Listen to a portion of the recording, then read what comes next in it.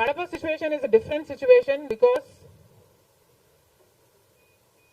కడపలో ఎంపీ ఉన్నాడు, ఎమ్మెల్యే ఉన్నాడు, అధికార పక్షం. అక్కడున్న ప్రజలు భయభ్రాంతులు గురై బ్రతుకుతున్న ప్రజలు. ప్రభుత్వానికి వ్యతిరేకంగా అంటే యువజన శ్రామిక రైతు పార్టీకి వ్యతిరేకంగా పనిచేస్తే ఓటేస్తామని తెలిస్తే మాకు వచ్చే స్కీములు పోతాయి, అవి కాకుండా మా మీద కేసులు పెడతారు, దాడులు చేస్తారు అన్న భయం కూడా ప్రజలలో ఉంది. ఓటుకి 3,500 రూపాయల నుంచి ఇవ్వడం జరిగింది. విచ్చలవిడిగా డబ్బులు ఖర్చు పెట్టారు, డబ్బులు పని చేయకపోతే బెదిరించారు, లేకపోతే కేసులు పెడతామని, స్కీములు తీసేస్తామని, ఇలాంటి ఎన్నో ప్రలోభాలకు కడప ప్రజలు గురయ్యారు.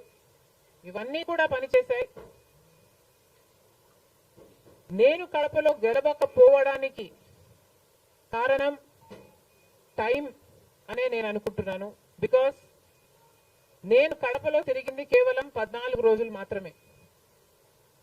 14 రోజులు క్యాంపెయిన్ చేశాము, మిగతా టైం స్టేట్ వైడ్ క్యాంపెయిన్ చేశాము. మేము 14 రోజులు ఎంత కష్టపడినా కూడా we were not able to cover most of the geographical area.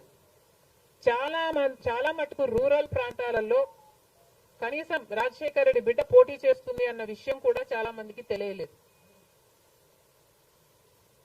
మేము పోటీ చేసింది కూడా ఎలాగైనా సరే మళ్ళీ హంతకులు, హత్య చేపించిన వాళ్ళు చట్టసభలకు వెళ్ళకూడదు అని ఉద్దేశంతో మాత్రమే పోటీ చేయడం జరిగింది. సరే, అది జరగకపోయి ఉండొచ్చు, కానీ ప్రజల కంటే పైనున్నది దేవుడు. ఐఎమ్ వెరీ ష్యూర్ వాళ్ళ పాపం పండుతుంది, పండే రోజు కోసం దేవుడు కూడా ఎదురు చూస్తున్నాడని నా అభిప్రాయం. Please subscribe .news.